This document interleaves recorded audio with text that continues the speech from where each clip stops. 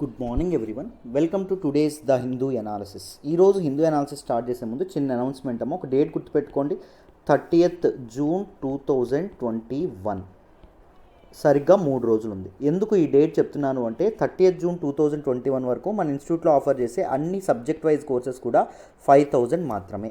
So first నుంచి 1వ తారీఖు నుంచి దీని ఫేజ్ 7,000 అవ్వబోతుంది. ఎగ్జాంపుల్, కరెంట్ అఫైర్స్ కోర్స్ మీరు తీసుకున్న, హిస్టరీ కోర్స్ తీసుకున్న, ఈ రెండు నేనే హ్యాండిల్ చేస్తాను. అండ్ ఎకానమీ కోర్స్ తీసుకున్న and ethics and integrity course తీసుకున్న, ఈ రెండు సురేష్ సార్ హ్యాండిల్ చేయడం అనేది జరుగుతుంది. మీరు ఏ సబ్జెక్ట్ వైజ్ కోర్సెస్ తీసుకున్నా జస్ట్ 5,000కే రికార్డెడ్ వెర్షన్ రావడం అనేది జరుగుతుంది. అది 7,000 అవబోతుంది. ఈవెన్ మీరు యూపీఎస్సీ ఇన్ఫినిటీ జాయిన్ అవ్వాలి అనుకుంటే it is the flagship course offered at our institute. UPSC preparation మీకు కంప్లీట్గా అయిపోవడం అనేది జరుగుతుంది. ప్రిలిమ్స్, మెయిన్స్ ప్లస్ ఇంటర్వ్యూ అప్రోచ్లో ఉండడం అనేది జరుగుతుంది. లైఫ్ టైం వ్యాలిడిటీతో మీకు చెప్పడం అనేది జరుగుతుంది. చాలా తక్కువ ఫీజుకి ఆఫర్ చేయడం అనేది జరుగుతుంది. ఈవెన్ ఇన్స్టాల్మెంట్స్ ఆప్షన్ కూడా ఉందండి. నెలకు 5,000 కట్టుకునే ఆప్షన్ కూడా ఉంది.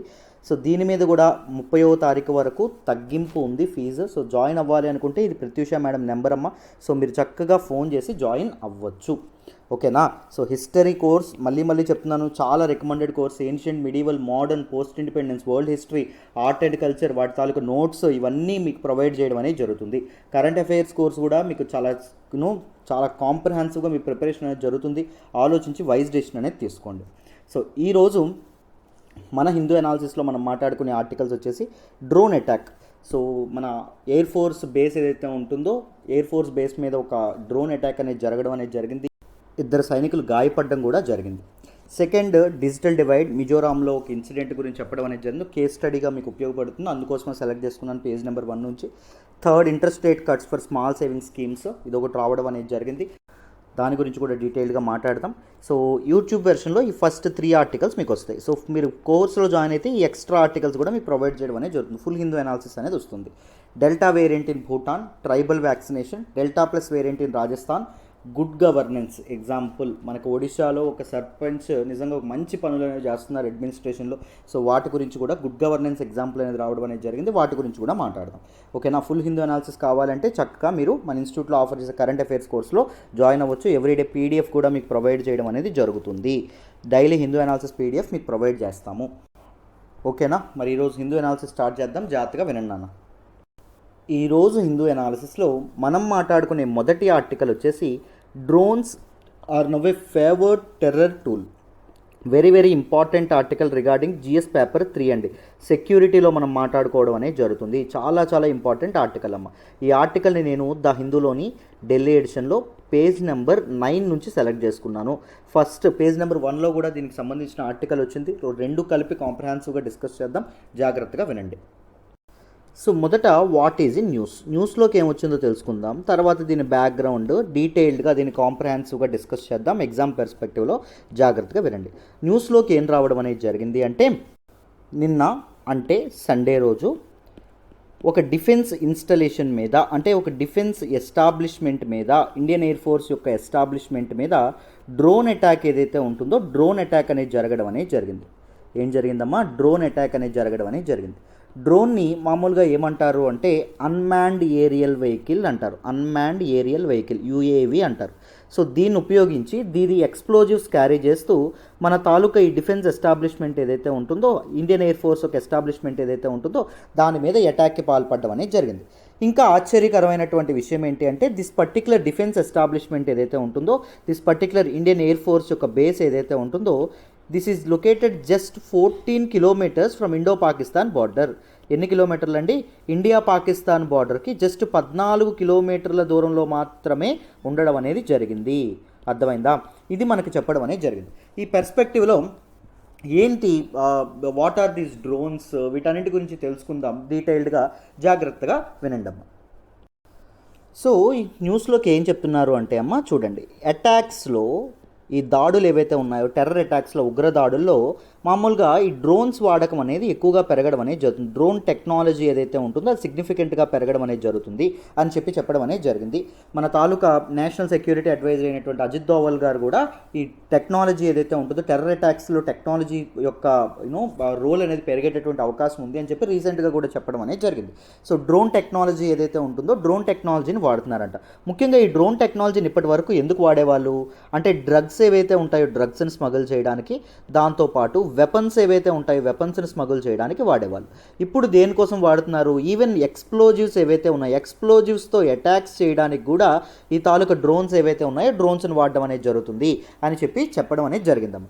The dropping of explosive devices from drones in the technical area of the air force station in Jammu triggering blast in the early hours of Sunday was the first such instance in India. So ఇది ఇలాంటి మన తాలూకు ఇప్పుడే చెప్పాం కదా, జమ్మూలో ఉండేటటువంటి Indian air force యొక్క బేస్ ఏదైతే ఉంటుందో ఇండియన్ ఎయిర్ ఫోర్స్ యొక్క బేస్ మీద అటాక్ జరిగింది through these unmanned aerial vehicles ఏవైతే ఉన్నాయో దట్ ఈస్ డ్రోన్ అని కూడా అంటారు. సో దీంతో అటాక్ అనేది జరగడం అనేది జరిగింది. This is the first ever instance అంటే ఇదే మొదటి ఇన్స్టెన్స్ అని చెప్పడం అనేది జరిగింది.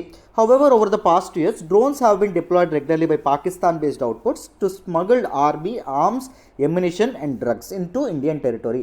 కానీ ఈ వెపన్స్ ఈ డ్రోన్స్ ఏవైతే ఉన్నాయో ఇప్పటి వరకు డ్రోన్స్ని ఎప్పుడు అటాక్కి వాడలేదు. కానీ ఎందుకు వాడేవాళ్ళు? డ్రగ్స్ని స్మగుల్ చేయడానికి, దాంతోపాటు వెపన్స్ని స్మగుల్ చేయడానికి, దాంతోపాటు ఎక్స్ప్లోజివ్స్ ఏవైతే ఉంటాయో వాటిని క్యారీ చేయడానికి, ఆర్మ్స్ అండ్ ఎమ్యునిషన్ ఏదైతే ఉంటుందో వాటిని స్మగుల్ చేయడానికి వాడేవాళ్ళు కానీ అటాక్స్ కోసం ఎప్పుడు వాడలేదంట. So this particular Indian air force ఇంకా ఆశ్చర్యకరమైనటువంటి విషయం ఏంటంటే this particular Indian air force base ఏదైతే ఉంటుందో this is located just 14 kilometres from the border. So Indo Pak బార్డర్కి 14 కిలోమీటర్స్ దూరంలోనే ఉండడం అనేది జరిగిందంటాము. Though the local police suspect that drones were flown from across the border. Local police ఏమనుకుంటున్నారంటే border అవతల నుంచి అంటే పాకిస్తాన్ నుంచి దీస్ పర్టికులర్ డ్రోన్ ఏదైతే ఉంటుందో డ్రోన్స్ రావడం అనేది జరిగింది అని చెప్తున్నప్పటికీ ఇంకా డౌటే, ఇంకా కన్ఫర్మ్ అనేది చేయలేదు. సో గవర్నమెంట్ రీసెంట్గా ఇంట్రడ్యూస్ చేసినటువంటి ఫిగర్స్ బట్టి మొత్తం 2019లో ఈ బార్డర్ ఏరియాలో ఎన్ని డ్రోన్స్ అనేవి కనిపించినాయి అంటే 167 డ్రోన్ సైటింగ్స్ అనేవి కనిపించినాయి అంట. అండ్ 2020లో ఎన్ని కనిపించినాయి అంటే 77 కనిపించడం అనేది జరిగిందంట. అర్థమైందా? 77. Though army is deploying many anti drone techniques అనేవి ఉపయోగిస్తున్నప్పటికీ డ్రోన్స్ యొక్క వాడకం అనేది సిగ్నిఫికెంట్గా పెరుగుతుంది అని చెప్పడం అనేది జరిగిందమ్మ. అండ్ ముఖ్యంగా ఎందుకు డ్రోన్స్ని క్యాచ్ చేయడం కష్టం అవుతుంది అంటే because of their nature. So మనకి రాడార్స్ ఏవైతే ఉన్నాయో అవి తక్కువ హైట్లో తక్కువ ఆల్టిట్యూడ్లో ట్రావెల్ చేయడం వల్ల ఈ రాడార్స్ కూడా దొరకనటువంటి పరిస్థితి. అర్థమైందా? ఏ డ్రోన్ లీథల్ డ్రోను లేకపోతే లేకపోతే మన వాళ్ళ తాలూకా డ్రోను మన మినిస్టర్ సివిలేషన్ డ్రోన్ అని తెలుసుకోవడం కూడా చాలా కష్టం అవ్వడం అనేది జరిగింది. సో ఏ డ్రోన్ అనేది లీథల్, ఏ డ్రోన్ అనేది హామ్ కలగజేస్తుంది, ఏ డ్రోన్ జస్ట్ సర్వైలెన్స్ కోసం డిప్లాయ్ చేయడం అనేది జరుగుతుంది అని తెలియడం కూడా చాలా కష్టం అవడం వల్ల ఈ డ్రోన్స్ని పట్టుకోలేకపోతున్నారండి. సో ఆ డ్రోన్స్ను ఉపయోగించి కూడా అటాక్స్ అనేవి మొదలైనవి అని చెప్పి మనకి ఆర్టికల్లో చెప్పడం అనేది జరిగింది. సో మరి గవర్నమెంట్ మన తాలూకు ప్రభుత్వం ఏదైతే ఉంటుందో ఇది ఏం చేస్తుంది? What is the way forward? So let us look at the way forward. ఏం చేస్తే మంచిది అంటారు దీనికి? మొదటిది ఏంటి అంటే ఆల్ టెక్ బేస్డ్ సొల్యూషన్స్ అనేవి తప్పకుండా ఎక్స్ప్లోర్ చేయాలి. ఈ డ్రోన్స్ని ఎదుర్కోవడానికి ఆల్ టెక్నాలజీ బేస్డ్ సొల్యూషన్స్ ఏవైతే ఉన్నాయో సొల్యూషన్స్ని ఎక్స్ప్లోర్ చేయాలి. ఎలా ఈ డ్రోన్స్ని కంట్రోల్ చేయొచ్చో తెలుసుకోవాలి. దాంతోపాటు by installing anti drone jammers. So drone move అవ్వకుండా జామర్స్ ఏవైతే ఉంటాయో కనెక్టివిటీని బ్లాక్ చేసేటటువంటి జామర్స్ ఏవైతే ఉన్నాయో వాటిని కూడా వాడాలి. బట్ దీస్ జామర్స్ అనేవి ఇన్స్టాల్ చేస్తున్నారు కానీ హై ఆల్టిట్యూడ్ రీజియన్స్లో ఈ జామర్స్ అనేవి సరిగ్గా పనిచేయట్లేదు. అందుకే డ్రోన్స్ అనేవి పనిచేయడం అనేది జరుగుతుంది.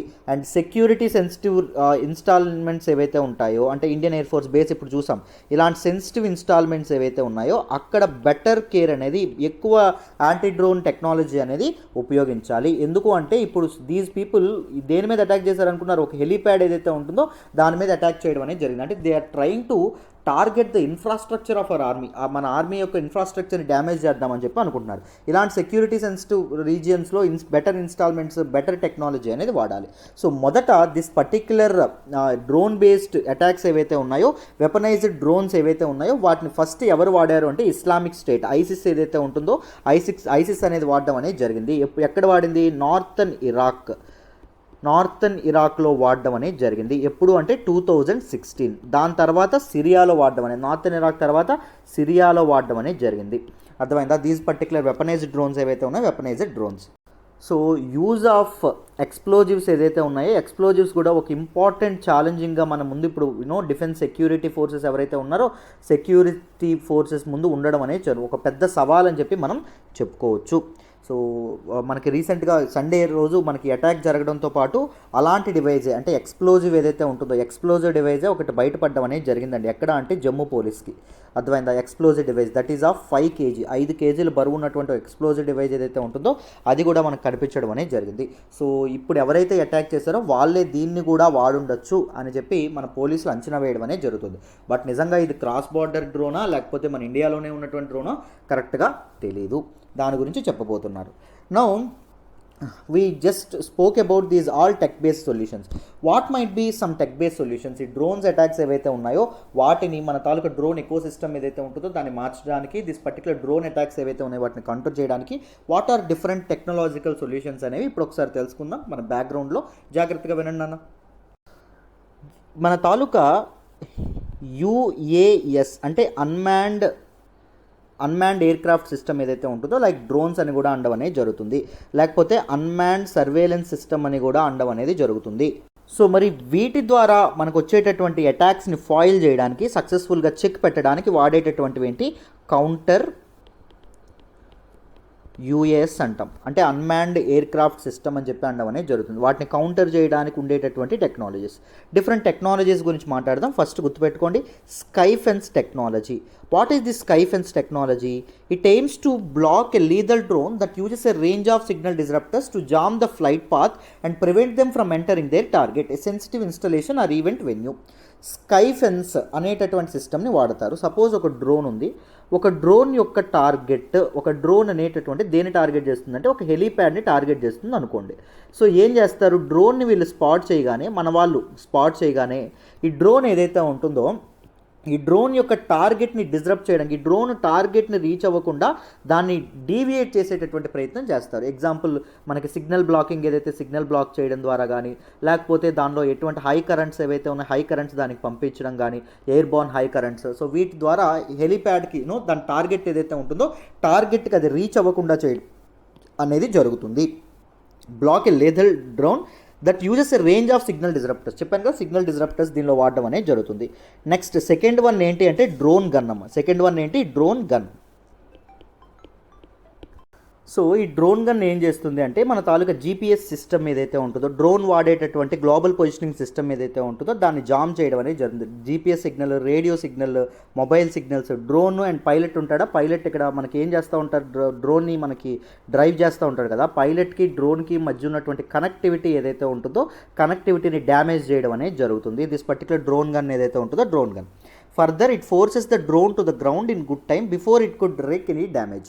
సో మన తాలూకా డ్రోన్ ఏదైతే ఉంటుందో ఈ డ్రోన్ ఏం చేస్తుంది, it will drive the drone to the గ్రౌండ్కి తీసుకురావడం అనేది జరుగుతుంది. అర్థమైందా? దాన్ని డైరెక్ట్ చేయడం అనేది జరుగుతుంది, డ్యామేజ్ అనేది జరగకుండా. ఆస్ట్రేలియా అనేది రీసెంట్గా ఈ తాలూకా టెక్నాలజీ ఏదైతే ఉంటుందో టెక్నాలజీని డెవలప్ చేయడం అనేది జరిగింది. మూడవది ఏంటి అంటే అమ్మ, advanced test high energy asset. Advanced test high energy asset, Athena అని చెప్పి అనడం అనేది జరుగుతుంది. ఇది ఏం చేస్తుంది అంటే డ్రోన్ ఏదైతే ఉంటుందో డ్రోన్ని కాల్చివేయడం అనేది జరుగుతుంది. డ్రోన్ కనిపించగానే హై ఎనర్జీ లేజర్ బీమ్ ఏదైతే ఉంటుందో లేజర్ బీమ్ని దీని మీద ఫైర్ చేయడం అనేది జరుగుతుంది. సో కంప్లీట్గా ఈ డ్రోన్ ఏదైతే ఉంటుందో అది ఎయిర్లో డిస్ట్రాయ్ అయిపోవడం అనేది జరుగుతుంది. It is very costly technology and only US army మాత్రమే దీన్ని వాడడం అనేది జరుగుతుంది. సో ఇంత very costly technology US army మాత్రమే ఎఫోర్డ్ చేయగలుగుతుంది, అది మాత్రమే వాడుతుంది. Next drone catcher. Drone catcher అంటే ఏంటంటే ఇది డిస్ట్రాయ్ చేయకుండా ఒక నెట్ వేసి, ఒక వల వేసి ఆ డ్రోన్ని క్యాచ్ చేయడం అనేది జరుగుతుంది. So it swiftly approaches N enemy drone and grabs it by throwing a net around it. దాని చుట్టూ ఒక నెట్ వేసి, ఒక వల వేసి దాన్ని క్యాప్చర్ చేయడం అనేది జరుగుతుంది. దాన్ని మళ్ళీ ఆ వలతో పాటు కిందకి తీసుకురావడం అనేది జరుగుతుంది. నెక్స్ట్ ఇంపార్టెంట్ టెక్నాలజీ ఏంటి అంటే స్కైవాల్ 100. సో ఇది కూడా one of the very important technology అండి. It is the ground version of the drone catcher and it works by bringing down an UAV using a parachute that is hurled through a net from 100 metres distance.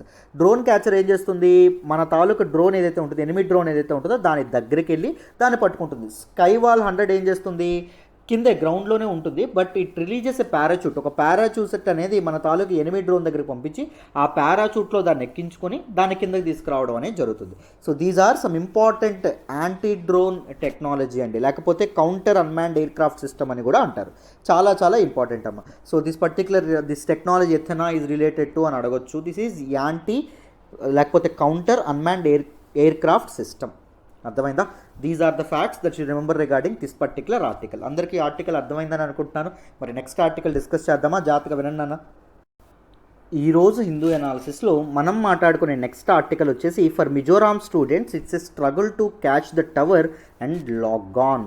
Very very important article regarding GS paper 2 అమ్మ. Social ఇష్యూస్లో మనం మాట్లాడుకోవడం అనేది జరుగుతుంది. ఈ article నేను the హిందూలోని ఢిల్లీ ఎడిషన్లో page number 1 నుంచి సెలెక్ట్ చేసుకోవడం అనేది జరిగింది.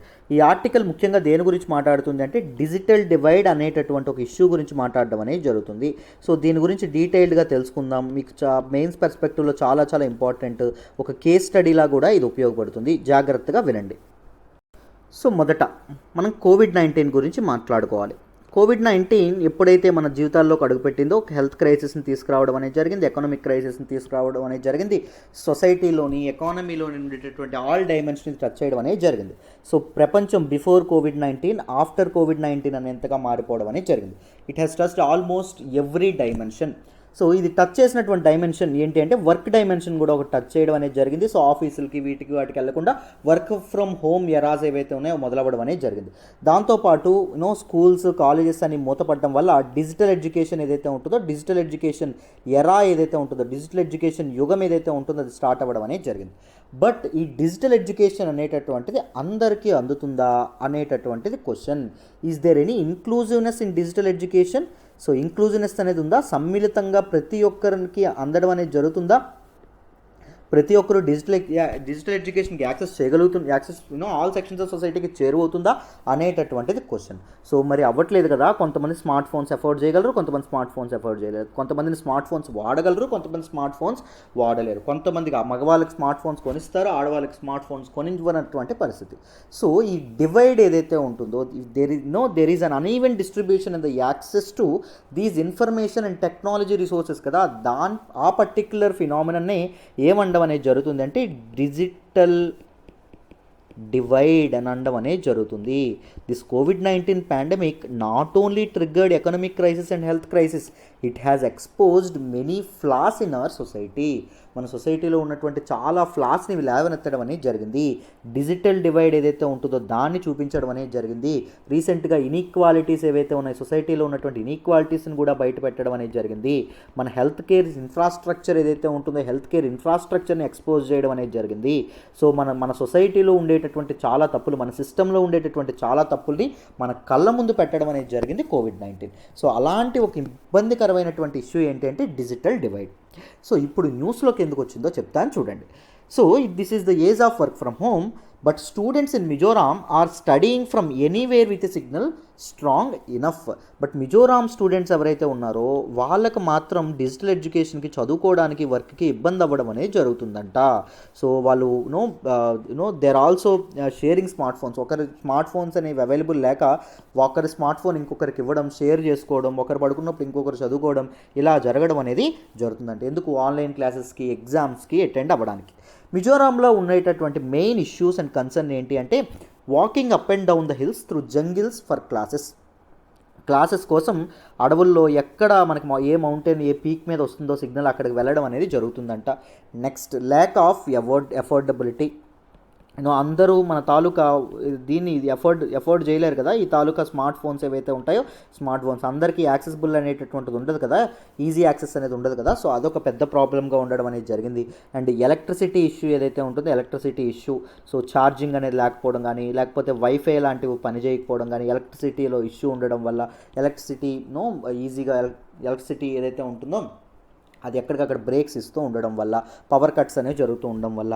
నెక్స్ట్ కనెక్టివిటీ ఇష్యూస్ ఏవైతే ఉన్నాయో కనెక్టివిటీ ఇష్యూస్, సరైనటువంటి కనెక్టివిటీ, సరిగ్గా నెట్వర్క్ అనేది కనెక్ట్ అవ్వకపోవడం కూడా ఒక రీజన్. ఇంకా damage of optical fibre cables. So optical fibres ఇప్పుడు ఏం జరుగుతుంది, మిజోరాంలో మనకి ఈ తాలూకా డెవలప్మెంటల్ యాక్టివిటీస్ అనేవి జరుగుతున్నాయి. దానివల్ల డెవలప్మెంట్లో భాగంగా ఏం జరుగుతుంది, ఆప్టికల్ ఫైబర్ కేబుల్స్ ఏవైతే ఉన్నాయో, రోడ్స్ రీకన్స్ట్రక్షన్ వీటన్నిటి వల్ల ఆప్టికల్ ఫైబర్స్ కేబుల్స్ ఏవైతే ఉన్నాయో అవి కూలిపోవడం అనేది జరుగుతుంది. సో మిజోరాంలో ఉన్నటువంటి ఇంపార్టెంట్ అండ్ దీస్ ఇవేవైతే ఉన్నాయి కనెక్టివిటీ కానీ optical damage in optical fibre cables, electricity issue and this travelling walking up and down the hills through jungles for classes, lack of affordability main ఇష్యూస్గా ఉండడం అనేది జరిగింది మిజోరాంలో. In this perspective let us understand what is digital divide. Digital divide అంటే ఏంటో తెలుసుకుందాం, వినండి. So మొదట what is digital divide? Digital divide is basically a social issue అండి. అదేవిధంగా సొసైటీలో బాగా ప్రివైల్ అవుతున్నటువంటి ఒక issue. Let us look at the complete definition of this particular digital divide.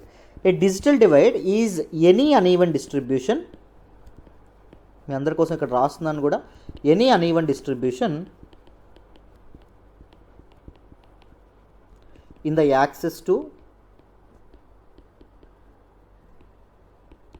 Use of or impact of information and communication technologies between any number of distinct groups which can be defined based on social, geographical, geopolitical criteria. చూడండి ఏం చెప్తున్నారు. It is un uneven distribution of access to information and communication technologies. Information and communication టెక్నాలజీస్కి అందరికీ access లేకుండా అన్ఈవెన్గా ఉందట distribution.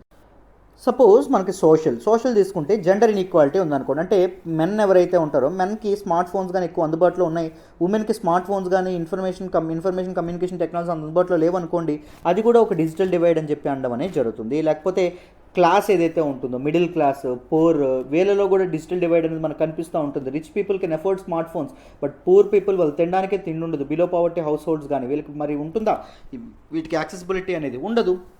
So that also causes digital divide. And geographical ముఖ్యంగా urban ఏరియాస్లో ఉన్న వాళ్ళు ఎక్కువగా ఈ తాలూకా స్మార్ట్ ఫోన్స్ వాడతారు. రూరల్ ఏరియాస్లో ఉన్న వాళ్ళు అంతే చక్కగా వాడడం అనేది జరుగుతుంది. ఎందుకంటే డిజిటల్ ఇన్ఫ్రాస్ట్రక్చర్ ఉండదు, దాంతోపాటు కనెక్టివిటీ అనేది సరిగ్గా ఉండదు. వీటన్నింటి వల్ల రూరల్ పీపుల్ అంత ఎఫోర్డ్ చేయలేరు, పావర్టీ లెవెల్స్ గట్రా ఎక్కువ ఉంటాయి. సో అందువల్ల జోగ్రఫికల్ డివైడ్ కూడా మనకి డిజిటల్ డివైడ్లో ఉంటుంది. జోగ్రఫికల్ క్రైటీరియా కూడా ఉంటుంది. ఈవెన్ జియోపొలిటికల్ క్రైటీరియా కూడా మనకి డిజిటల్ డివైడ్లో కనిపించడం అనేది జరుగుతుంది. డిఫరెంట్ పొలిటికల్ డైమెన్షన్స్ కూడా మనకు ఉండడం అనేది జరుగుతుంది. రైట్. సో ఇప్పుడు మనం డిజిటల్ డివైడ్ అంటే ఏంటో అర్థం చేసుకున్నాను. Let us understand the implications of digital divide. Digital divide వల్ల ఏం ఇంప్లికేషన్స్ ఉంటాయో చూద్దాం. ఏం మాట్లాడుకుంటున్నాం, ఇంప్లికేషన్స్ ఆఫ్ డిజిటల్ డివైడ్. జాగ్రత్తగా వినండి. So we can broadly divide the implications of digital divide into many types. ఒకటి పొలిటికల్ డిజిటల్ డివైడ్, పొలిటికల్గా కూడా మనం డివైడ్ చేయొచ్చు. In the age of social media political empowerment and mobilisation are difficult without digital connectivity. So digital connectivity అనేది లేకుండా political empowerment కానీ లేకపోతే elections కానీ ఫ్రీ అండ్ ఫెయిర్ ఎలక్షన్స్ కానీ ఇవన్నీ జరగడం అనేది జరగడం అనేది కుదరదు కదా. So this particular social media ఉన్నటువంటి ఎరాలో డిజిటల్ యాక్సెస్ అనేది అందరికీ ఉండడం అనేది జరగాలి. సెకండ్ది గవర్నెన్స్ రిలేటెడ్ కూడా ఇంప్లికేషన్ ఉండడం అనేది జరుగుతుంది. ట్రాన్స్పరెన్సీ అండ్ అకౌంటబిలిటీ ఇవన్నీ డిజిటల్ కనెక్టివిటీ ద్వారా ఇదవ్వడం అనేది జరుగుతుంది. Even government తీసుకొచ్చేటటువంటి e governance initiatives ఏవైతే ఉన్నాయో ఈ గవర్నెన్స్ ఇనిషియేటివ్స్ కూడా ఉండాల్సింది ఏంటి, డిజిటల్ యాక్సెస్ అనేది ఉండాలి, డిజిటల్ ఇంక్లూజివ్నెస్ అనేది ఉండాలి. థర్డ్ది ఏంటి అంటే మన తాలూకా ఎకనామిక్ ఆస్పెక్ట్ అండి. The digital divide causes economic inequality between those who can afford the technology and who don't. So ఎవరైతే డిజిటల్ డివైడ్ డిజిటల్ ఇన్ఫ్రాస్ట్రక్చర్ ఏదైతే ఉంటుందో దాన్ని ఎఫోర్డ్ చేయగలరు, ఎవరు ఎఫోర్డ్ చేయలేరు అనే క్రైటీరియా మీద కూడా ఎకనామికల్ ఇన్ఈక్వాలిటీస్ అనేవి ఏర్పడడం అనేది జరుగుతుంది. అండ్ ఎడ్యుకేషనల్ క్రైటీరియా కూడా ఉండడం అనేది జరుగుతుంది. సో డిజిటల్ ఇన్ఫ్రాస్ట్రక్చర్కి, కనెక్టివిటీకి, యాక్సెసిబిలిటీ అనేది ఉండేటటువంటి పిల్లలు బెటర్గా చదువుకోగలుగుతారు. And other people especially in the times like pandemic మిగిలిన వాళ్ళు చదువుకోగలరా? ఈ డిజిటల్ మామూలుగా ఈ స్మార్ట్ ఫోన్స్ కానీ ఇవన్నీ లేనటువంటి వాళ్ళు చదువు అర్ధాంతరంగా ఆగిపోవడం అనేది జరుగుతుంది. So this educational inequality again మళ్ళీ ఇన్కమ్ ఇన్ఈక్వాలిటీస్కి దారితీస్తుంది. ఇలా చాలా వాటికి దారితీయడం అనేది జరుగుతుంది. So without internet access student cannot build the required technical skills అనేవి ఉండడం అనేది జరగదండి. అర్థమైందా? సో డిజిటల్ డివైడ్ అనేది నాట్ ఓన్లీ ఇన్ ఎడ్యుకేషనల్ సెక్టార్లో మాత్రమే ఉండడం అనేది జరగలేదు, ఎవ్రీవేర్. ఇప్పుడు సపోజ్ మనకి టెలిమెడిసిన్ ఏదైతే ఉంటుందో రూరల్ ఏరియాస్కి కూడా మెడిసిన్ అందడంలో టెలిమెడిసిన్ చాలా ఉపయోగపడుతుంది. But without any digital connectivity telemedicine services అనేవి వర్క్ అవ్వవు. బ్యాంకింగ్ ఏదైతే ఉంటుందో మనకి ఒకప్పుడులాగా బ్యాంకులకు వచ్చి గంటలు లైన్లో ఉండాల్సిన అవసరం లేదు. ప్రతిదీ మొబైల్ ఇంటర్నెట్ బ్యాంకింగ్ దీస్ వ్యాలెట్స్లో అవ్వడం అనేది జరుగుతుంది. బట్ డిజిటల్ కనెక్టివిటీ లేకుండా బ్యాంకింగ్ సర్వీసెస్ అనేవి ఆగిపోవడం అనేది జరుగుతుంది. ఈ కామర్స్ సర్వీసెస్ ఏవైతే ఉన్నాయో ఏది కావాలంటే అది ఊళ్ళకే తెప్పించుకునేటటువంటి, డెలివరీ చేయించుకునేటటువంటి ఇది ఉండేది, వీళ్ళకి ఆ ప్రొవిజన్ అనేది ఉండేది. బట్ ఈ కామర్స్ కూడా ఫెయిల్ అవ్వడం అనేది జరుగుతుంది without digital connectivity. E governance ఏదైతే ఉంటుందో ఒకప్పుడు క్యాస్ట్ సర్టిఫికెట్లకి వాటికి తహసీల్దార్ ఆఫీసుల చుట్టూ తిరిగేవారు. ఇప్పుడు మీ సేవలో టక్కనే అయిపోతుంది. ఈ గవర్నెన్స్ సర్వీసెస్లు ఏవైతే ఉంటాయో అవి కూడా ఆగిపోతాయి వితౌట్ ఎనీ డిజిటల్ కనెక్టివిటీ. అర్థమైందా? సో ఇంటర్నెట్ అనేది లేకపోతే దీస్ పొలిటికల్ లీడర్స్ ఎవరైతే ఉన్నారో వాళ్ళు మ్యానిపులేట్ చేసేటటువంటి అవకాశం కూడా ఉంటుంది. సో గవర్నమెంట్లో ట్రాన్స్పరెన్సీ ఏదైతే ఉంటుందో ట్రాన్స్పరెన్సీ అనేది లోపిస్తుంది. గవర్నమెంట్లో అకౌంటబిలిటీ, సోషల్ మీడియా ఉండడం వల్ల ప్రెజెంట్ డే గవర్నమెంట్ అనేది కొద్దిగా అకౌంటబుల్గా మారడం అనేది జరిగింది. ఎక్కడ ఏం తెలిసిపోతుందనే భయం ఉండేది. బట్ ఇప్పుడు అది లేకపోవడం వల్ల, డిజిటల్ కనెక్టివిటీ లేకపోవడం వల్ల social media inactive and inefficient అయిపోతుంది. అకౌంటబిలిటీ అండ్ ట్రాన్స్పరెన్సీ కూడా ఉండడం అనేది జరగదు. అర్థమైందా? ఇండియాలో దీస్ వైఫై యూజర్స్ ఎవరైతే ఉన్నారో, వైర్లెస్ సబ్స్క్రైబర్స్ ఎవరైతే ఉంటారో వాళ్ళ సంఖ్య పెరుగుతున్నప్పటికీ డిజిటల్ డివైడ్ మాత్రం ఇంకా ప్రివలెంట్గా ఉండడం అనేది జరుగుతుంది. డిజిటల్ డివైడ్ చాలా ఎక్కువగా ఉండడం అనేది జరుగుతుంది అని చెప్పడం అనేది జరిగింది. These are some important implications. Now let us understand different government initiatives to bridge digital divide. Digital divide bridge చేయడానికి గవర్నమెంట్ తీసుకొచ్చినటువంటి ఇనిషియేటివ్స్ కొన్ని మాట్లాడుకుందాం, జాగ్రత్తగా వినండి. So what are some government initiatives to bridge this digital divide gap?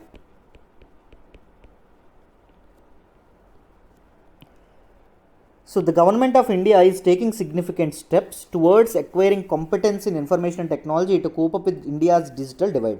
India digital gap ఏదైతే ఉంటుందో దాన్ని bridge చేయడానికి గవర్నమెంట్ ఆఫ్ ఇండియా దీంతో మెనీ ఇనిషియేటివ్స్తో ముందుకు రావడం అనేది జరిగింది.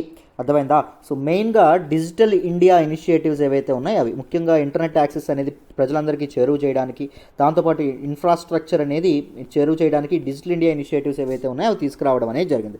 దీనిలో భాగంగా మనకి భారత్ నెట్ ప్రాజెక్ట్ ఏదైతే ఉంటుందో Bharat net project, national digital literacy mission ఏదైతే ఉంటుందో national digital literacy mission, and digital Saksharta Abhiyan ఏదైతే ఉంటుందో డిజిటల్ సాక్షరత అభియాన్. సో ఇలాంటి స్కీమ్స్ ఏవైతే ఉన్నాయో వీటిని తీసుకురావడం అనేది జరిగింది. ఈ డిజిటల్ ఇండియా క్యాంపెయిన్ కూడా మొదలు పెట్టడం అనేది జరిగింది, రైట్. దాంతోపాటు ప్రధానమంత్రి గ్రామీణ్ డిజిటల్ సాక్షరత అభియాన్ అనేటటువంటి ప్రోగ్రామ్ని కూడా 2017లో లాంచ్ చేయడం అనేది జరిగింది, రూరల్ ఏరియాస్లో ఈ డిజిటల్ ఇన్ఫ్రాస్ట్రక్చర్ వీటన్నిటిని పెంచడం కోసం. దాంతోపాటు డిజిటల్ లిటరసీ యొక్క ఇంపార్టెన్స్ అనేది కోట్ చేయడం అనేది జరిగింది మెనీ టైమ్స్ మన తాలూకా సుప్రీం కోర్ట్ అండి. మన తాలూకా డిజిటల్ లిటరసీ ఏదైతే ఉంటుందో డిజిటల్ ఇన్ఫ్రాస్ట్రక్చర్ ప్రతి ఒక్కరు తెలుసుకోవాలి, ప్రతి ఒక్కరికి ఆ నైపుణ్యం అనేది ఉండాలి. Digital information and technology services ఏవైతే ఉంటాయో వాటిని వాడేటటువంటి ఇది ఉండాలి అని చెప్పి మన తాలూకు సుప్రీం కోర్ట్ ఆఫ్ ఇండియా ఏదైతే ఉంటుందో అది చెప్పడం అనేది జరిగింది.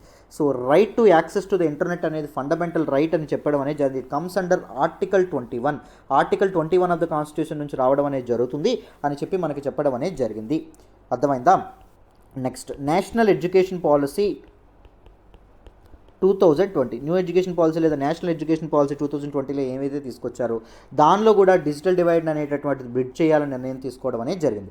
India a global knowledge super power by introducing several changes from the school to college level in the Indian education సిస్టంలో సమూలమైనటువంటి మార్పులు చేసి ఇండియాని ఒక గ్లోబల్ నాలెడ్జ్ సూపర్ పవర్గా మార్చాలనే ఉద్దేశంతో ఈ నేషనల్ ఎడ్యుకేషన్ పాలసీని తీసుకురావడం అనేది జరిగింది. దీనిలో కూడా మన తాలూకా డిజిటల్ ఇన్ఫ్రాస్ట్రక్చర్కి పెద్దపీట వేయడం అనేది జరిగింది. నెక్స్ట్ ఇంటర్నెట్ సాథీ ప్రోగ్రామ్ 2015లో దీన్ని లాంచ్ చేయడం అనేది జరిగిందండి. ఎవరు? Google India and government of India కలిసి దీన్ని లాంచ్ చేయడం అనేది జరిగింది. The aim of this project is to facilitate digital literacy among rural Indian ఉమెన్లో ఈ తాలూకు డిజిటల్ లిటరసీని పెంపొందించడం కోసం దీన్ని తీసుకురావడం అనేది జరిగింది. నెక్స్ట్ దీక్షా ప్లాట్ఫామ్ ఏదైతే ఉంటుందో దీక్షా ప్లాట్ఫామ్ యొక్క ఈ పూర్తి నేమ్ ఏంటి అంటే digital infrastructure for knowledge sharing platform ఏదైతే ఉంటుందో దీన్ని కూడా ఏర్పాటు చేశారు. మొత్తం అన్ని బుక్స్ కానీ క్లాస్ 1 to 12 గ్రేడ్స్ యొక్క బుక్స్ ఏవైతే ఉంటాయో వాటిని ఏం చేస్తారు, ఇప్పుడు మనకి పీడిఎఫ్స్గా మనకి సాఫ్ట్ కాపీస్గా మార్చడం అనేది జరుగుతుంది. ప్రతి ఒక్కరికి బుక్స్ కూడా అవైలబుల్ ఉండడం కోసం ఆప్టికల్ ఫైబర్ నెట్వర్క్స్ ఏవైతే ఉన్నాయో వాటిని ఏర్పాటు చేయాలనుకున్నారు. అండ్ ఉన్నతి ప్రాజెక్ట్ ఏదైతే ఉంటుందో ఉన్నతి ప్రాజెక్ట్ని కూడా మన హెచ్పిసిఎల్ ఏదైతే ఉంటుందో అది తీసుకురావడం అనేది జరిగింది. ఉన్నతి project Hindustan petroleum corporation limited ఏదైతే ఉంటుందో అది డిజిటల్ డివైడ్ని బ్రిడ్జ్ చేయడానికి రూరల్ స్టూడెంట్స్ ఎవరైతే ఉన్నారో from poor economic and social background వాళ్ళకి కంప్యూటర్ ఎగ్జామ్ అనేది కంప్యూటర్ ఎడ్యుకేషన్ అనేది అందించడానికి ఉన్నతి ప్రాజెక్ట్ ఏదైతే ఉంటుందో దాన్ని తీసుకురావడం అనేది జరిగింది. Many open online courses, open webinars కానీ లేకపోతే డిజిటల్ మొబైల్ లైబ్రరీస్ ఏవైతే ఉంటాయో ఇవన్నింటినీ గవర్నమెంట్ ఆఫ్ ఇండియా తన ఇనిషియేటివ్స్లో భాగంగా తీసుకురావడం అనేది జరిగింది. ఎందుకు? To bridge digital divide. మరి డిజిటల్ డివైడ్ని బ్రిడ్జ్ చేయాలంటే దేనిలో ఎక్కువ కాన్సన్ట్రేట్ చేయాలి? What are different multiple dimensions here చూడండి. సో డిజిటల్ డివైడ్ ఏదైతే ఉంటుందో దాన్ని పోడ్చడానికి ఏ ఇవి తీసుకుంటే మంచిది, ఏ మనకి ఇనిషియేటివ్స్ తీసుకొస్తే మంచిది, ఎలాంటి డెసిషన్స్ తీసుకుంటే మంచిది చూడండి అమ్మ. ఫస్ట్ది infrastructure development. So India lakhs digital infrastructure ఏదైతే ఉంటుందో ఇండియాలో డిజిటల్ ఇన్ఫ్రాస్ట్రక్చర్ అనేది చాలా తక్కువగా ఉంది. సో డిజిటల్ ఇన్ఫ్రాస్ట్రక్చర్ ఏదైతే ఉంటుందో దాన్ని పెంపొందించే కార్యక్రమం అనేది చేయాలి. సో మనకి ఆత్మనిర్భర్ భారత్ అభియాన్లో భాగంగా 5G టెక్నాలజీస్ ఏవైతే ఉన్నాయో డొమెస్టిక్ కంపెనీస్కి అప్పగించడం, బెటర్ కనెక్టివిటీ ఉండేటట్టు చూడడం, బడ్జెట్ స్మార్ట్ ఫోన్స్ ఏవైతే ఉన్నాయో వాటిని తీసుకురావడం. సో ఇవన్నీ ఇన్ఫ్రాస్ట్రక్చర్ ఏదైతే ఉంటుందో ఇన్ఫ్రాస్ట్రక్చర్ డెవలప్మెంట్ అనేది చేయాలి. అండ్ డిజిటల్ లిటరసీ ఏదైతే ఉంటుందో డిజిటల్ లిటరసీ వైపు కూడా భారతదేశం ముందుకు వెళ్ళాలి.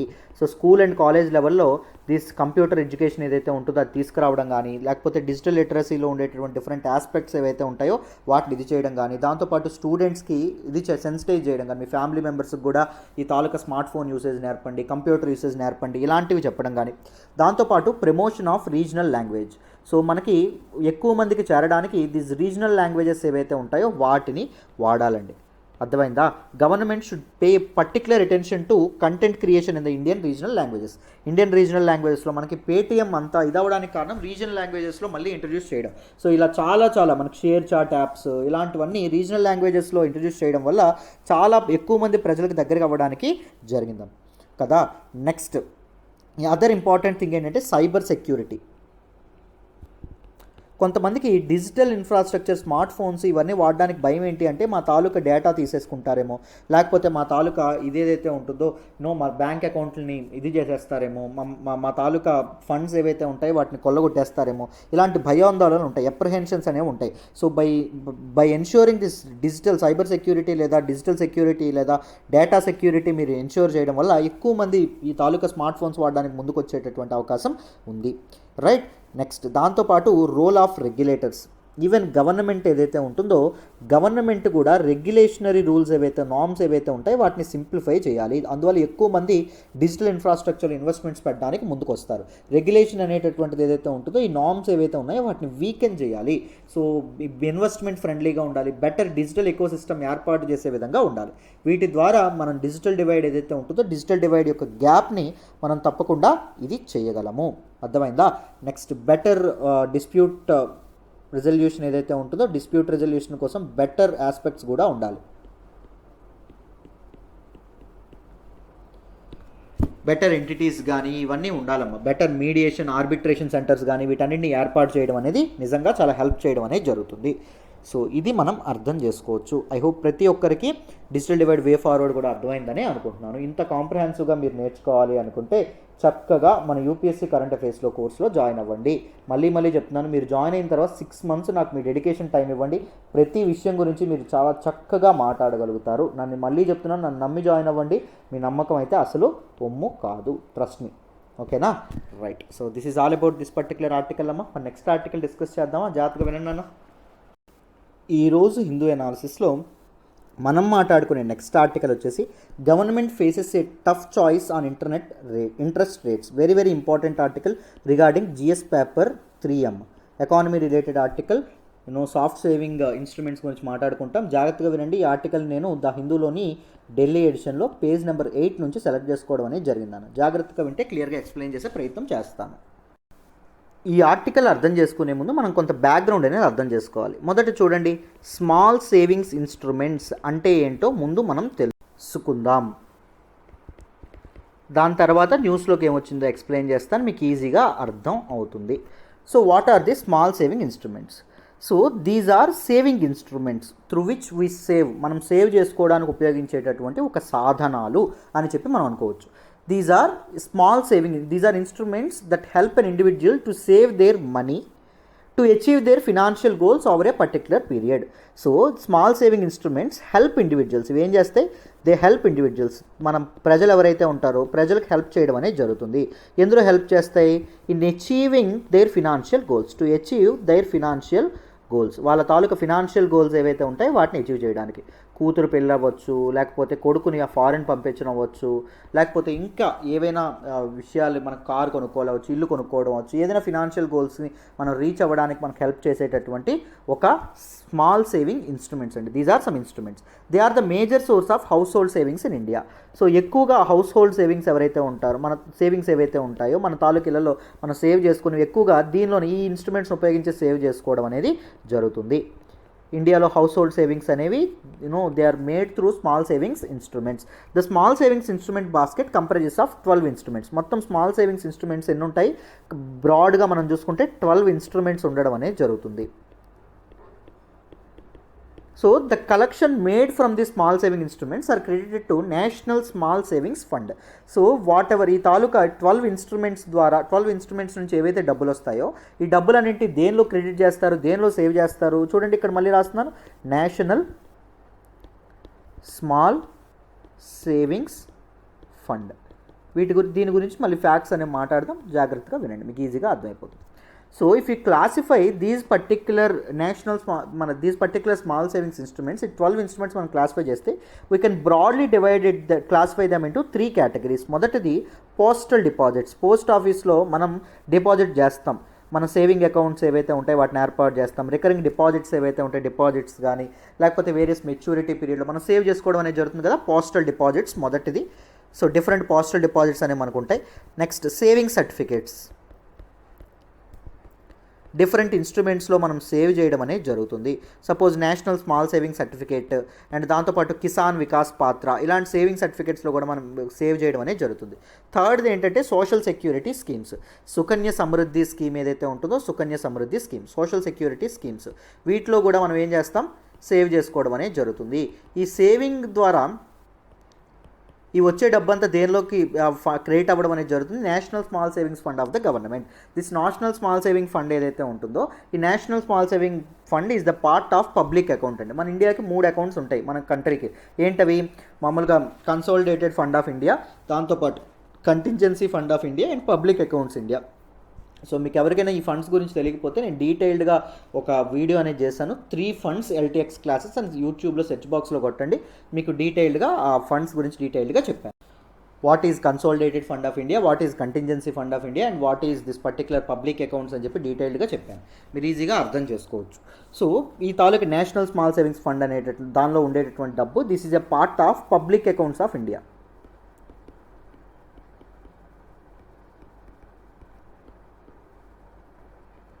జాగ్రత్తగా అర్థమైందని అనుకుంటున్నాను. Now what is the significance of this small savings instruments? ఈ స్మాల్ సేవింగ్స్ ఇన్స్ట్రుమెంట్స్ యొక్క సిగ్నిఫికెన్స్ అండి, ఎందుకు అవి ఇంపార్టెంటో చూడండి. సిగ్నిఫికెన్స్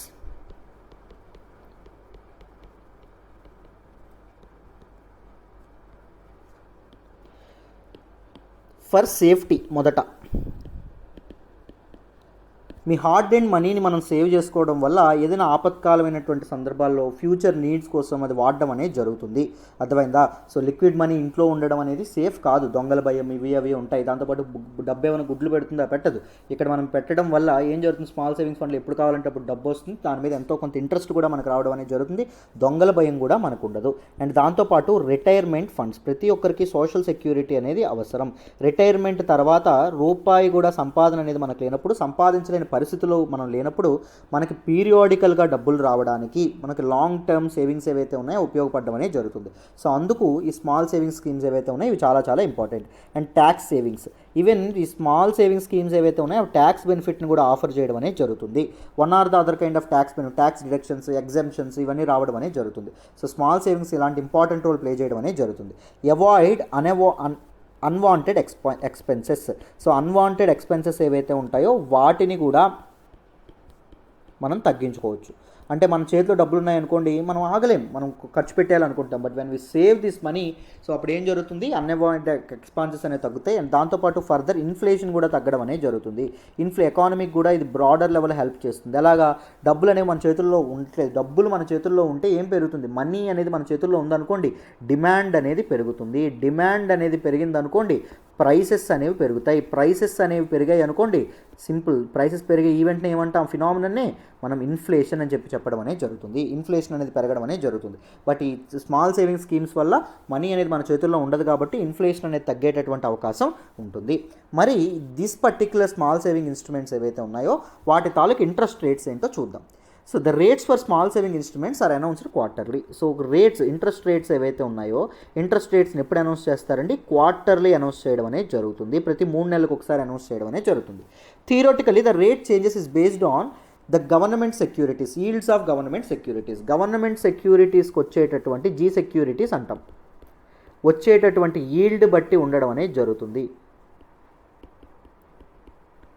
ఈల్డ్ అంటే ఏంటి, this is a broader aspect. మీరు మై ఈల్డ్ ఎల్టీఎక్స్ క్లాసెస్ అనుకుంటున్నా సురేష్ సార్ చేసినటువంటి వీడియో అనేది రావడం అనేది జరుగుతుంది. సో బట్ ఇక్కడ నేను చెప్తాను, జాగ్రత్తగా వినండి, మీకు ఈజీగా అర్థమైపోతుంది. సపోజ్ ఒక బాండ్ ఉంది, ఎవరు ఇష్యూ చేస్తారు, గవర్నమెంట్ తరపున ఆర్బీఐ ఇష్యూ చేస్తుంది. దీనికి ఏముంటుంది, ఒక ఫేస్ వాల్యూ ఉంటుంది, ఒక కూపన్ కోడ్ ఉంటుంది, దాంతోపాటు ఒక మెచ్యూరిటీ పీరియడ్ ఏదైతే ఉంటుందో అది ఉంటుంది. ఫేస్ వాల్యూ సపోజ్ 10,000 రూపీస్ అనుకోండి. కూపన్ కోడ్ అంటే ఇంట్రెస్ట్ రేట్ 10% అనుకోండి. మెచ్యూరిటీ పీరియడ్ 10 years అనుకోండి. సో 10 సంవత్సరాల తర్వాత మనకు మెచ్యూరిటీ అమౌంట్ 10,000 వస్తుంది. ప్రతి ఇయర్ 10%. 10% అంటే ఎంత, ఇక్కడ 10,000 రూపాయలు. 1,000 రూపాయలు మన అకౌంట్లో పడడం అనేది జరుగుతుంది. సో దిస్ ఈజ్ ఒక బాండ్ ఇలా వర్క్ చేయడం అనేది జరుగుతుంది మామూలుగా కదా. గవర్నమెంట్కి డబ్బులు కావాల్సినప్పుడు బాండ్ ఇది చేయడం అనేది జరుగుతుంది. సో ఇక్కడ మనకు వచ్చేటటువంటి అమౌంట్ ఎంత, 10%. ఈల్డ్ ఇక్కడ 10% అవుతుంది. కానీ ఒరిజినల్గా ఈల్డ్ అనేది చేంజ్ అవుతూ ఉండడం అనేది జరుగుతుంది. ఎప్పుడు చేంజ్ అవుతుంది చూడండి, సపోజ్ ఏం జరుగుతుందో చెప్తాను. దీన్ని మనం సెకండరీ మార్కెట్లో అమ్మొచ్చు. ఈ బాండ్ ఏదైతే ఉంటుందో ఈ బాండ్ని మనం సెకండరీ మార్కెట్లో అమ్మొచ్చు. సెకండరీ మార్కెట్లో ఎగ్జాక్ట్ రేట్కి అమ్ముతావా అంటే అమ్మవు. ఫేస్ వాల్యూ మారచ్చు, ఇంట్రెస్ట్ రేటు, దాంతోపాటు మన కూపన్ కోడ్, మెచ్యూరిటీ పీరియడ్ ఒకటే ఉంటుంది. ఫేస్ వాల్యూ ఏదైతే ఉంటుందో ఫేస్ వాల్యూ ఇప్పుడు 10,000 రూపీస్ బాండ్, నువ్వు 10,000 రూపీస్ బాండ్కి, ఈ బాండ్కి డిమాండ్ అనేది ఎక్కువ ఉందనుకోండి, నువ్వు ఎంతకు అమ్ముతావు, 10,000కి నువ్వు కొన్నావు, నువ్వు ఎంతకు అమ్ముతావు, 11,000కి అమ్ముతావు. 11,000కి అమ్మడం అనేది జరుగుతుంది. 11,000కి 10 yearsకి ఆయనకు మెచ్యూరిటీ రావడం అనేది జరుగుతుంది. 10 yearsకే మెచ్యూరిటీ అయిపోతుంది. 10% ఇంట్రెస్ట్ రావడం అనేది జరుగుతుంది. అంటే 10,000కి నువ్వు కొనుక్కున్నావు, 11,000కి అమ్మావు. సో ఇతనికి వచ్చే రాబడి ఎక్కువ ఉంటుందా, నీకంటే మామూలుగా నీకు రావాల్సిన రాబడి కంటే ఎక్కువ ఉంటుందా, తక్కువ ఉంటుందా, తక్కువ ఉంటుంది. అంటే ఇక్కడ ఏంటి, రాబడి అదే ఈల్డ్ ఏదైతే ఉంటుందో ఈల్డ్ అనేది తగ్గిపోతుంది అని అర్థం.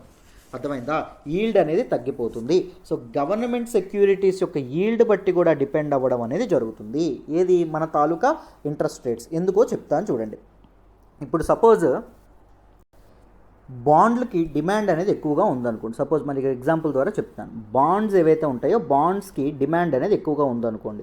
డిమాండ్ అనేది ఎక్కువగా ఉంటే నువ్వేం చేస్తావు, సెకండరీ మార్కెట్లో నీ 10,000కి కొన్న బాండ్ని 11,000కి అమ్ముతావు. దానివల్ల ఏం జరుగుతుంది, ఈల్డ్ ఏదైతే ఉంటుందో ఈల్డ్ అనేది తగ్గడం అనేది జరుగుతుంది. బాండ్కి డిమాండ్ ఉన్నప్పుడు ఈల్డ్ ఏమవుతుంది, తగ్గడం అనేది జరుగుతుంది. జాగ్రత్తగా గుర్తుపెట్టుకోండి. బట్ బాండ్ డిమాండ్ ఉన్నప్పుడు పర్లా, బాండ్ డిమాండ్ లేదనుకోండి, అంటే బాండ్స్ ఎవరు కొనడానికి ముందుకు రావట్లా.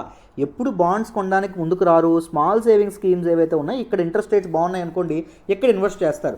గవర్నమెంట్ బాండ్స్ యొక్క డిమాండ్ని పెంచడానికి, బాండ్స్ ఏవైతే ఉంటాయో బాండ్స్ యొక్క డిమాండ్ అనేది, బాండ్స్ ఎక్కువ మంది కొనేటట్టు చేయడం, ఎందుకంటే గవర్నమెంట్కి, ప్రభుత్వానికి డబ్బులు అవసరం కదా. సో ప్రభుత్వం యొక్క బాండ్స్ కొనేటట్టు చేయడానికి గవర్నమెంట్ ఏం చేస్తుంది, ఈ తాలూకా స్మాల్ సేవింగ్స్ స్కీమ్స్ ఏవైతే ఉంటాయో స్మాల్ సేవింగ్స్ స్కీమ్స్ యొక్క ఇంట్రెస్ట్ రేట్స్ అనేవి తగ్గిస్తుంది. అంటే గవర్నమెంట్ దేని బట్టి తగ్గిస్తుంది, సపోజ్ ఈల్డ్ ఏదైతే ఉంటుందో ఈల్డ్ అనేది పెరిగింది అనుకోండి, గవర్నమెంట్స్ బాండ్ యొక్క ఈల్డ్, గవర్నమెంట్ బాండ్ల యొక్క ఈల్డ్ అనేది పెరిగినప్పుడు స్మాల్ సేవింగ్స్ స్కీమ్స్ యొక్క ఇంట్రెస్ట్ రేట్స్ అనేవి తగ్గడం అనేది జరుగుతుంది. అంతే కదా, స్మాల్ సేవింగ్స్ మీద వచ్చేటటువంటి ఇంట్రెస్ట్ నీకు తగ్గిస్తే నాకు దీని మీద ఏం రావట్లేదురా నీ డబ్బును దేని వైపు మళ్ళిస్తావు, బాండ్ల వైపు మళ్ళిస్తావు. సో ఈల్డ్ అనేది ఏమవుతుంది, బాండ్కి డిమాండ్ అనేది పెరగడం అనేది జరుగుతుంది. బాండ్కి డిమాండ్ పెరిగితే ఈల్డ్ అనేది తగ్గడం అనేది జరుగుతుంది. అర్థమైందా? సో గవర్నమెంట్ తన బారోయింగ్ కాస్ట్ను తగ్గించుకోవడానికి ఇంట్రెస్ట్ రేట్స్ని ఇలా మ్యానిపులేట్ చేస్తుంది అన్నమాట.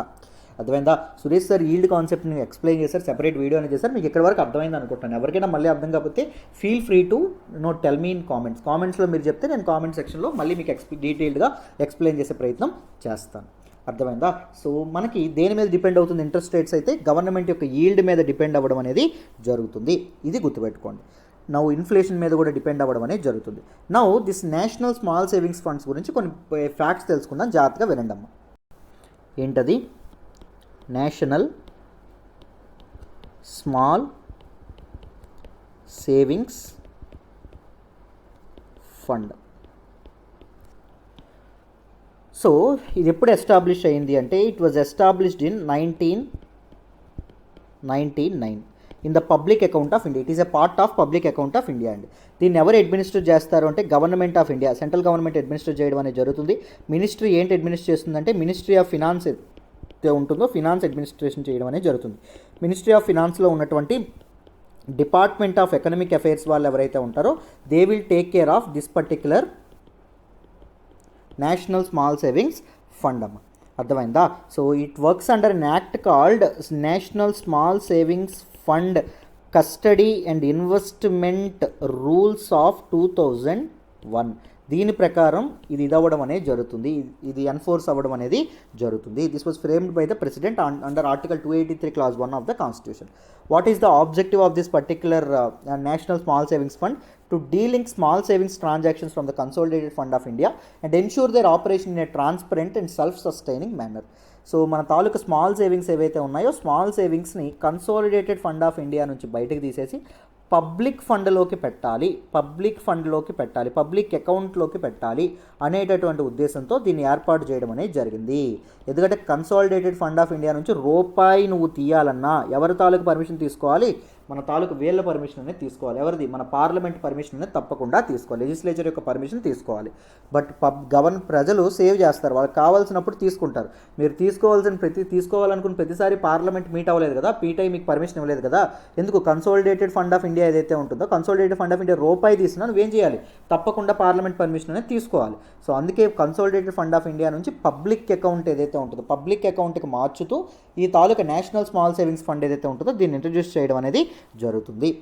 సో దీని ట్రాన్సాక్షన్స్ అనేవి సెంట్రల్ యొక్క ఫిస్కల్ డెఫిసిట్ని కానీ ఫిస్కల్ ట్రాన్సాక్షన్స్ కానీ ఎట్టి పరిస్థితుల్లోనూ ఎఫెక్ట్ చేయదు, because it belong to public account కాబట్టి. అర్థమైందా?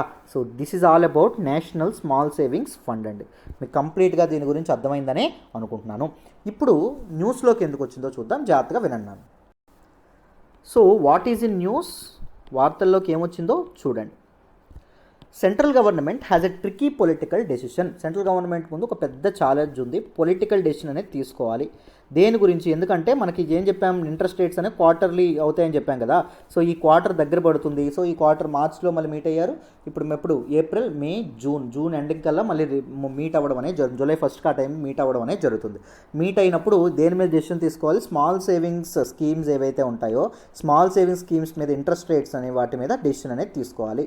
సో గవర్నమెంట్ ఏం చేస్తుంది చూడండి, చెప్తాను. ఇక్కడ గవర్నమెంట్ ముందు ఛాలెంజ్ అండి. రీసెంట్గా ఏం జరిగిందో చూడండి. మార్చ్లో ఏం జరిగింది? గవర్నమెంట్ ఈ తాలూకా స్మాల్ సేవింగ్స్ స్కీమ్స్ యొక్క ఇంట్రెస్ట్ రేట్స్ ఏవైతే ఉన్నాయో ఇంట్రెస్ట్ రేట్స్ తగ్గించడం అనేది జరిగింది. ఇంట్రెస్ట్ రేట్స్ తగ్గించడం వల్ల అంటే స్మాల్ సేవింగ్స్ ఎవరైతే చేస్తారో పోస్ట్ ఆఫీసులో ఇంట్రెస్ట్ ఇవన్నీ తగ్గించడం వల్ల ప్రజలకు కోపం వస్తుంది కదా. సో అదే టైంలో వెస్ట్ బెంగాల్ ఎలక్షన్స్ ఏవైతే ఉన్నాయో వెస్ట్ బెంగాల్ ఎలక్షన్స్ జరిగినాయి. సో ఇంట్రెస్ట్ రేట్స్ తగ్గించడం ఏదైతే ఉంటుందో ఈ వెస్ట్ బెంగాల్ ఎలక్షన్స్ మీద ఇంపాక్ట్ చూపిస్తుందేమో అని చెప్పి గవర్నమెంట్ ఈ డెసిషన్ ఏదైతే ఉంటుందో దాన్ని వెనక్కి తీసుకోవడం అనేది జరిగింది. మళ్ళీ ఈ క్వార్టర్లో అంటే మేము తగ్గించట్లేదు, యాజ్ ఇట్ ఈస్గా ఉంటున్నాను. మరి ఈ క్వార్టర్లో కూడా మనకి ఇంట్రెస్ట్ రేట్స్ ఏవైతే ఉన్నాయో ఇంట్రెస్ట్ రేట్స్ ప్రభావితం ఇన్ఫ్లుయెన్స్ అయ్యేటటువంటి అవకాశం ఉంటుంది. బట్ గవర్నమెంట్ ఆలోచన ఏంటి? ఇంట్రెస్ట్ రేట్స్ని తగ్గిద్దామని చెప్పి. ఎందుకు?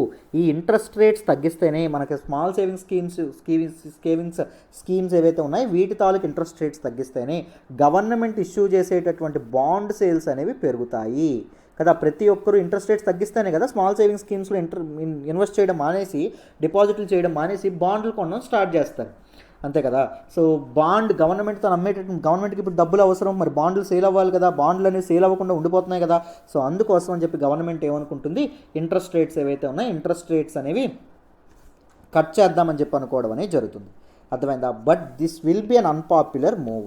సో ప్రజలందరూ ఇప్పటికే కోవిడ్ల వల్ల చాలా ఇంపాక్ట్లో ఉన్నారు. దాంతోపాటు తమ స్మాల్ సేవింగ్స్ ఏవైతే ఉన్నాయో ఆ తాలూకు ఫండ్స్ కూడా కంప్లీట్గా తగ్గడం అనేది బాగా జరిగిందని రీసెంట్గా ఆర్బీఐ కూడా చెప్పింది. సో ఈ టైంలో గవర్నమెంట్ తీసుకునేటటువంటి డెసిషన్ అన్పాపులర్ మూవ్ అవ్వచ్చు, గవర్నమెంట్కి ట్రికీ డెసిషన్ అవ్వచ్చు. ఒకవైపు ఇంట్రెస్ట్ రేట్స్ ఉంచలేదు, ఒకవైపు ఇంట్రెస్ట్ రేట్స్ తగ్గించలేదు.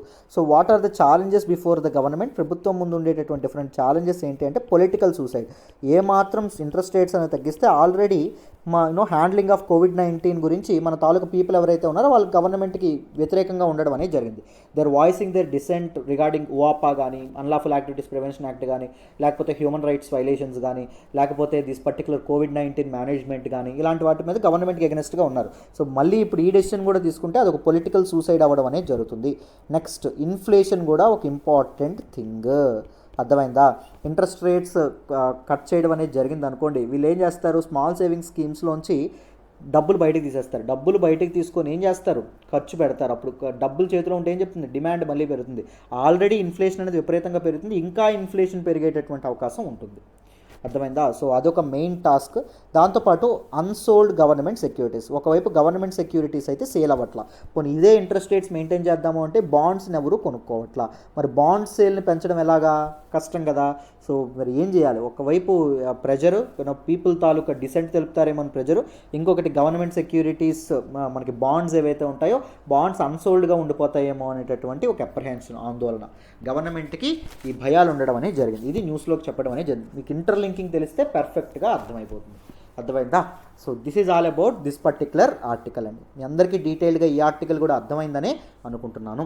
This is all about today's Hindu analysis. మీరు చక్కగా 7893895553 ఇది ప్రత్యూష మేడం నెంబర్, జాయిన్ అవ్వండి, నన్ను నమ్మండి. కరెంట్ అఫైర్స్ కోర్స్ మీకు మ్యాజిక్ చేస్తుంది.